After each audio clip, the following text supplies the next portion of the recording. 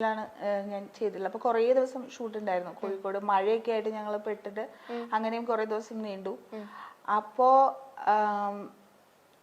ആദ്യത്തെ തവണയ്ക്ക് നമ്മൾ കാണുമ്പോഴത്തേക്കും അല്ല എങ്ങനെയാന്ന് നമുക്ക് അറിയില്ലല്ലോ. അതിൽ ആസിഫും ഇവര് ഭയങ്കര കൂട്ടാണ്. അവർ രണ്ടാളും എപ്പോഴും അവർ രണ്ടാളും ഒന്നിച്ച് ഭയങ്കര തമാശയൊക്കെ പറയണതൊക്കെ കാണാം.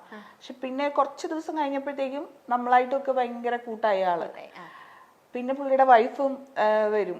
പിന്നെയുള്ള ഇതെന്താ വെച്ചാല് നമ്മള് ദംഷറാസ് കളിക്കുക, അല്ലെങ്കിൽ സിനിമയുടെ പേര് സ്വകാര്യമായിട്ട് പറഞ്ഞിട്ട് അത് ഇങ്ങനെ അഭിനയിച്ച് കാണിക്കില്ലേ, അതായിരുന്നു നമ്മുടെ മെയിൻ കളി.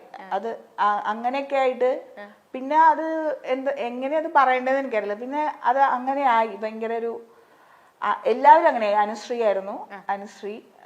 പിന്നെ നിക്കി മാത്രമാണ് കുറച്ച് ദിവസം ഉണ്ടായിരുന്നുള്ളൂ. അപ്പൊ നിക്കിക്ക് പെട്ടെന്ന് നിക്കിയുടെ പോർഷൻസ് തീർക്കേണ്ടത് കൊണ്ട് നിക്കിക്ക് മാത്രം അതിൽ പങ്കെടുക്കാൻ പറ്റിയില്ല. ബാക്കി സെറ്റിലുള്ള എല്ലാവരും അതിൽ പങ്കെടുത്തിട്ടുണ്ട്. ഷാജിൻ ചേട്ടൻ, ആസിഫ്, ചാക്കോച്ചൻ വളരെ തമാശയൊക്കെ പറഞ്ഞ് അങ്ങനെയൊക്കെ ഭയങ്കര രസമുള്ള ഒരാളാണ്. രാജുവേട്ടൻ ഇല്ല, ഞങ്ങള് വളരെ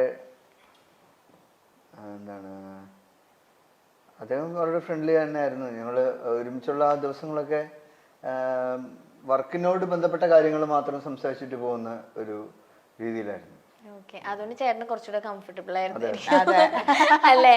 ശരിയാ. പൊതുവെ കേട്ടിട്ടുണ്ട് രാജുവേട്ടനും കുറച്ചുകൂടെ ഒന്ന് റിസർവ്ഡ് ആണ്, അധികം സംസാരിക്കൊന്നും ഇല്ല എന്ന് കേട്ടിട്ടുണ്ട്. ആസിഫ് അലി ഞാൻ നേരത്തെ പറഞ്ഞല്ലോ, പിന്നെ അങ്ങനെ തന്നെയായിരുന്നു സെറ്റില്. ആദ്യത്തെ ഒരു 2-3 ദിവസമാണ് എൻ്റെ ഒരു ഉൾവലിവ് എനിക്കുണ്ടായിരുന്നത്. അവർക്കതൊന്നും ഇല്ല. പിന്നെ ആസിഫ് ആ സമയത്താണ് എന്ത് ബൈക്കാണെന്ന് എനിക്കറിയില്ല, എന്തോ ഒരു ബൈക്കൊക്കെ കൊണ്ടുവന്ന് രാത്രി ചാക്കോച്ചനും കൂട്ടി കറങ്ങാൻ പോവാ. ആൾക്ക് വണ്ടിയൊക്കെ ഭയങ്കര ഇഷ്ടമാണല്ലോ. പിന്നെ അന്നാണ് ആദ്യമായിട്ട് നേരിട്ട് മിനി കൂപ്പർ കാണുന്നത്.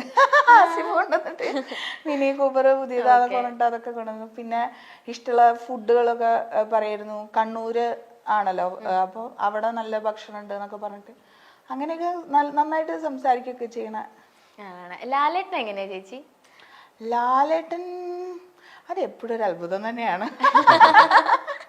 കാര്യം ഞാൻ സിനിമ അല്ല, ഞാൻ ആദ്യം നാടകമാണ് ചെയ്തത്. അപ്പോൾ നാടകത്തിന്റെ റിഹേഴ്സൽ ഒരു 2 മാസത്തോളം ഉണ്ടായിരുന്നു. അപ്പൊ നമ്മള് എന്താ പറയാ, ഒരു ചമയങ്ങളും ഇല്ലാതെയാണ് ആളെ കാണുന്നത്.